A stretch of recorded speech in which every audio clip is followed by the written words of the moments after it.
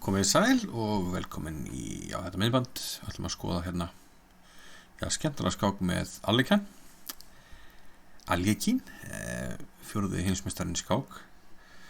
Andstæðingur hans kannski minna þekktur, Potemkin, Rússi. Leistum aldur fram, það er hægt að finna ykkur skáki með honum. Það gerir útlægur 1920, en hann má finna ykkur skáki með honum, meðal annars á unofficial Ólympíumóti 1924, hvort hann hafi ekki flutt til Tékklands eitthvað slíkt. Allavega, mér fannst það flott mát af því að ég náði þessu sjálfur einu sinni. Skákja mér, en kíkjum á það. Alekhine svart og hann teflir hérna Siegelever, C5.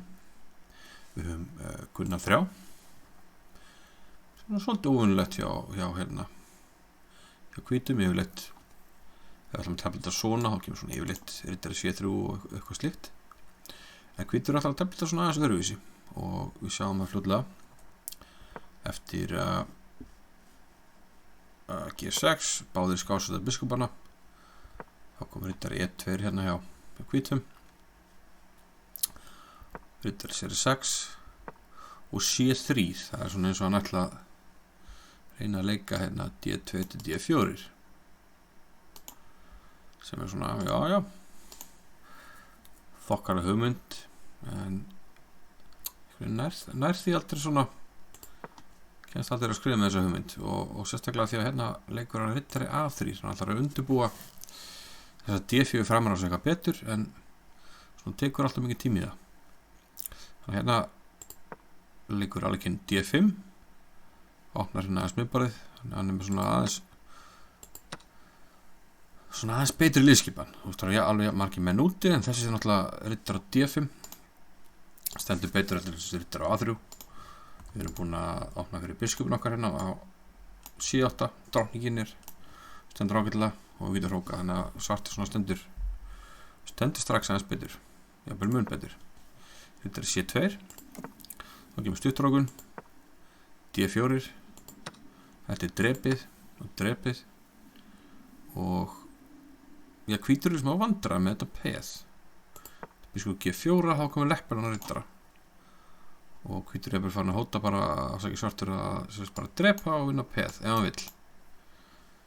Allt í lagi, hvítur leikur hérna F3, biskupin finnur 5 og þetta er svona smá veiking, lokar líka skálínunni og nú hótum við líka að drepa C2 og vinna bara peð. Taka þetta peso. Hvítur leikur hérna riddari E3. Alekhine hann svona var þekktur fyrir að tefla svona miklu krafti, leikur hérna drottning R5. Hvítur ákveður að leika kom fyrir 2. Sjáum að biskupin D2 var ekki boðið einfallega át á riddari E3 og sama ef drottning D2. Þess nú er þetta leppur, getur ekki drepið og hvítur tapar henni liði. Búin að tapa manni og mennóni hjá báðum. Sama með drottning D2, þá drepum við hér og skjótum inn í riddaraskák, annarkvort riddari G2 eða hér líklega sterkara. Svo dreipum við drottninguna og þessi róni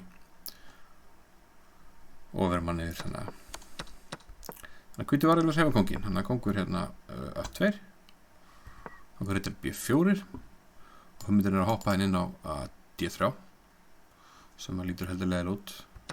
Hérna eru kaup og það er nokkuð ljóst að hvítur er að fara að tapa ykkur allavega peði hérna. Þú veist, við erum að fara inn hérna og drepa.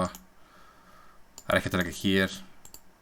Þannig að hvítur er eiginlega komin í full mikil vandræði. Þessi byrjunartamenska, hún var ekki til eftirbreytni.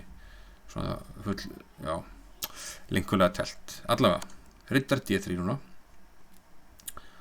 Og svo sem hægt að fara hérna með kongin, en hvítur fannst hann svona standa eitthvað illa og ákvað að fara hér. Það bauð upp á, algjörlega stórkostlega klárun hérna hjá klárun eða ég ætla með finish, stórkostlega tablokk hjá Alekhine. Hann drap hérna á D5 með riddara. Nú ef við dreifum með riddara þá höfum við 2 kosti. Við getum leikið biskupin B5 skák. Við skulum kíkja það kannski, til dæmis hér, biskupin B5 og einhver svona lína þá þetta endar hann bara með máti hérna sem dæmi. En við getum líka tekið drottninguna sem er það sem að hvítur gerði. En þá kom riddari finnur 5 og þetta einfallega mát í nokkru leikjum. Hannes 5, kóngurinn engar reyti. Jú, hann getur vissulega farið hér, þá var hann strax mát, þetta er biskupar 6. Og ef hann fer hér, þá kemur glæsilegt riddaramát. Riddara finnur 2. Og svona vekur upp góða minningar hjá mér. Ég náði þessu máti einu sinni í skák. Skýrði það á rásinu minni þar sem ég nota ensku og ég ætla nú að sé tengil af það hérna niðri. Skemmtileg skák, eina af mínu bestu, eða flott skákum. Þannig að þetta vakti svona skemmtilega minningar, þetta riddaramát hjá alleikin. Ég þakka fyrir, við sjáumst bara síðar.